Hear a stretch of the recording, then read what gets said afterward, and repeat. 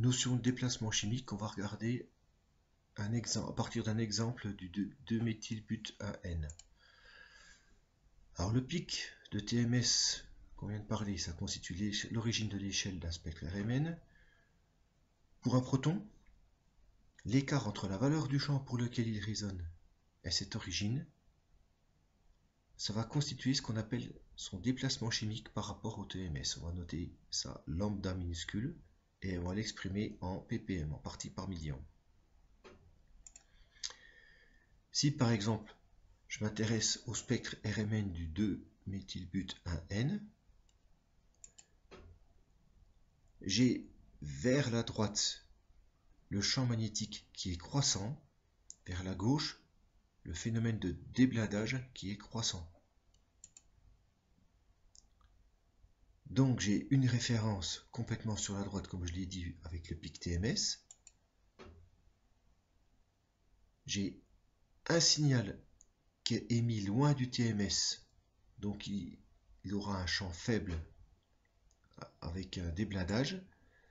Et par exemple ce signal là, il sera émis près du TMS, donc il aura un déplacement chimique faible, un champ fort, et on pourra parler de blindage comme il est près du TMS.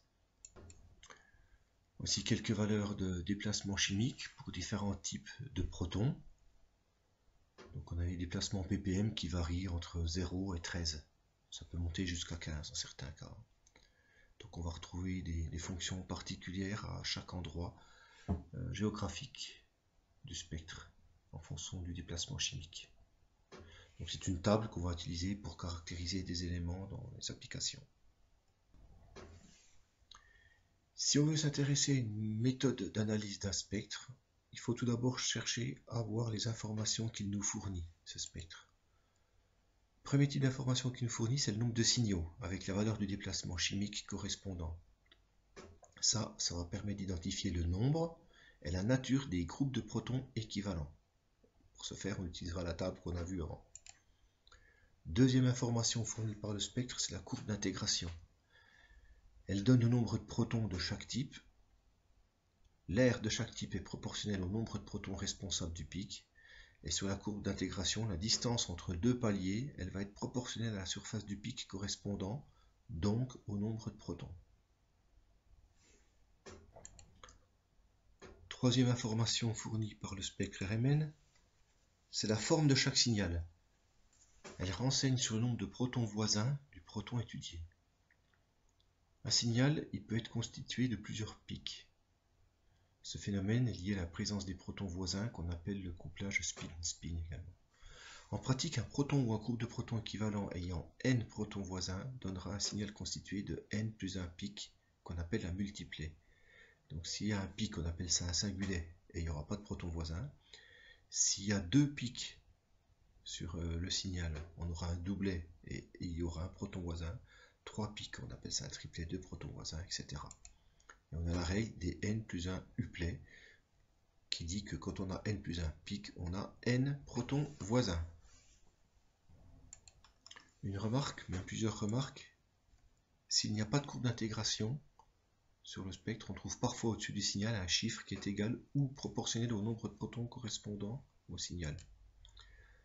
Deuxième remarque, les intensités relatives des pics constituant des multiplets sont entre elles comme les coefficients du polynôme a plus b fois n avec n représentant le nombre de protons voisins.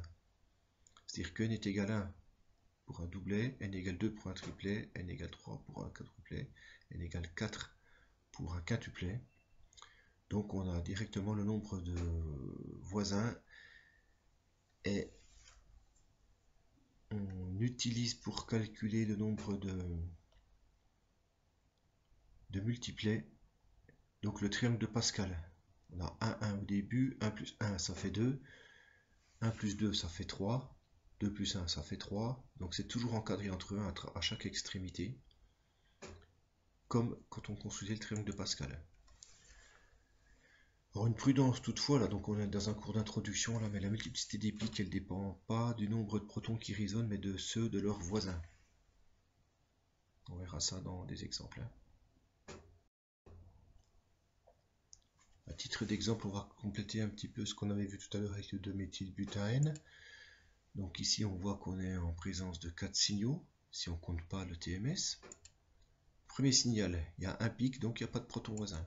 Signal 2, il y a 4 pics, donc on s'attend à avoir 3 protons voisins. Signal 3, on a un pic, donc il n'y a pas de proton voisin.